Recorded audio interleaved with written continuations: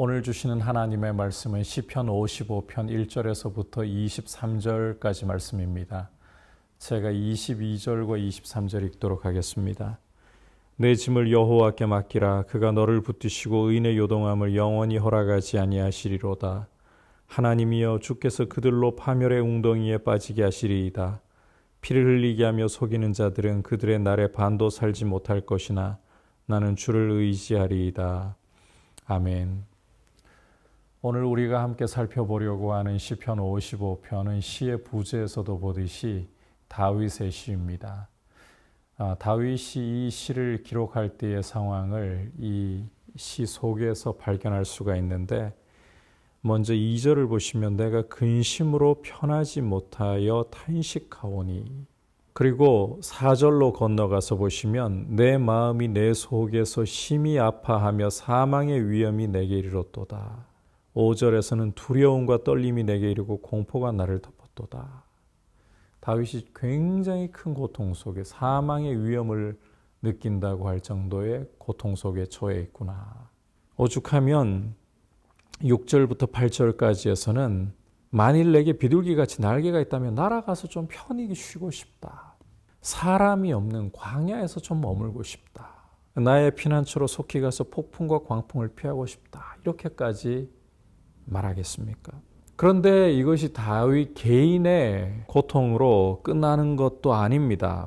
9절부터 11절까지를 보시면 내가 성내에서 강포와 분쟁을 보아사오니, 10절 그들이 주야로 성벽 위에 두루 다니니 성중에는 죄악과 재난이 있으며, 11절 악독이 그 중에 있고 압박과 속임수가 그 거리를 떠나지 아니하도다. 아니, 도대체 다윗에게 이런 큰 고통, 사망의 위험까지 끼치고, 그리고 이 예루살렘 성을 온갖 이 강포와 불의와 속임수로 어지럽히고 있는 사람이 누구냐? 두말할 것 없이 3절에서 보듯이 원수, 악인 때문이라는 것인데, 이 원수, 이 악인에 대해서 20절과 21절에서는 이렇게 보여주고 있습니다. 그는 손을 들어 자기와 화목한 자를 치고 그의 언약을 배반하였도다.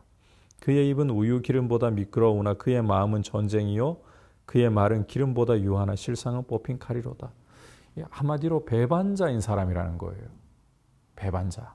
그리고 입의 말은 정말 우유 기름보다도 매끄럽지만 속에서는 전쟁이 있는 뽑힌 칼과 같은 사람이다. 자, 이 사람이 도대체 누구이기에 이렇게 다윗에게 예루살렘 성에 큰 해를 끼치는가? 12절부터 14절에서 이렇게 말씀하고 있습니다. 나를 책망하는 자는 원수가 아니라 원수일진데 내가 참았으리라. 나를 대하여 자기를 높이는 자는 나를 미워하는 자가 아니라 미워하는 자일진데 내가 그를 피하여 숨었으리라. 그는 곧 너로다. 나의 동료, 나의 친구요, 나의 가까운 친우로다. 우리가 같이 재미있게 의논하며 무리와 함께하여 하나님의 집안에서 다녔도다. 이 원수가, 이 악인이 알고 보니까 다윗의 친구였던 사람이에요. 한때 다윗의 친구였었는데 함께 재미있게 의논하며 하나님의 집에 다녔던 사람이었었는데, 이제는 완전히 등을 돌려서 다윗의 등에다가 칼을 꽂고 이 예루살렘 성을 불의와 강포와 속임수로 가득 채우고 있는 그런 사람이라는 것입니다. 도대체 이 사람이 누구일까? 우리가 누구인지 이 단정지어 말할 수는 없고, 성경 기록을 볼 때에 다윗의 모사였던 길로 사람 아히도벨이 아닐까, 이런 추정을 해볼 수도 있을 것 같습니다. 사무엘하 15장 이하를 보시면 압살롬이 아버지 다윗에게 칼을 겨누고 아버지를 죽이고 왕위를 차지하려고 하는 반란을 일으키는 것을 읽을 수가 있습니다. 이 압살롬이 반란을 일으키고 난 후에 한 사람을 모사로 초빙을 하는데, 그 사람이 바로 길로 사람 아히도벨이었습니다. 이 사람은 한때 다윗의 모사였던 사람인데 압살롬 편에 서서 다윗에게 이제는 칼을 겨누는 자리에 서게 되었습니다. 이 길로 사람 아히도벨에 대해서 사무엘하 16장 23절에서는 이 아히도벨이 베푸는 모략은 마치 하나님께 물어받은 것과 같았다라고 할 정도로 탁월했습니다. 다윗에게든 압살롬에게든. 이런 탁월한 모사가 한때는 다윗의 모사였던, 다윗의 친구였던 사람이 아버지를 죽이려고 하는, 왕위를 찬탈하려고 하는 압살롬 편에 서게 된 거예요. 다윗을 잘 아는 사람입니다. 게다가 책략도 엄청나게 뛰어난 사람입니다. 다윗에게 누구보다 큰 위협이 되었던 사람인 거죠. 이 아히도벨이 압살롬 편에 섰다는 것을 소식을 전해 들었을 때에 다윗이 오죽하면 하나님께 아히도벨의 모략을 어리석게 하옵소서라고까지 바로 기도할 정도로 그렇게 다윗을 너무나도 잘 아는 한때 다윗과 친구였던 게다가 다윗에게 어마어마한 위협이 될 정도로 뛰어난 책략을 가지고 있는 사람 그 아히도벨이 아닐까 추정해 볼 수 있을 것 같습니다. 하지만 이 시에서 누구인지 이 원수, 이 대적을, 이 배반자를 구체적으로 명시하지 않기 때문에 추정할 뿐입니다. 자, 중요한 것은 이런 원수의 압제, 그것도 한때는 친구였던, 그렇기 때문에 피하여 숨지도 않았던 이 사람의 배신으로 인하여 다윗은 큰 고통 속에 있을 때 1절에서 이렇게 기도하고 있습니다. 하나님이여 내 기도에 귀를 기울이시고 내가 간구할 때 숨지 마소서. 내게 굽히사 응답하소서. 얼마나 고통스러웠으면 다윗은 하나님 앞에 부르짖으면서 내게 숨지 말아 주십시오. 그런데 오늘 이 시에서 주목할 것은 이 시가 기도이잖아요. 기도가 진행될수록 바뀌어 가고 있다는 거예요. 16절 이하를 보시면 나는 하나님께 부르짖으리니 여호와께서 나를 구원하시리로다. 저녁과 아침과 정오에 내가 근심하여 탄식하리니 여호와께서 내 소리를 들으시리로다. 나를 대적하는 자 많더니 나를 치는 전쟁에서 그가 내 생명을 구원하사 평안하게 하셨도다. 자, 다윗은 이제 기도를 하면서 기도가 진행될수록 하나님 앞에서 확신을 가지고 나아가기 시작합니다. 하나님께서 내 기도를 들으신다라고.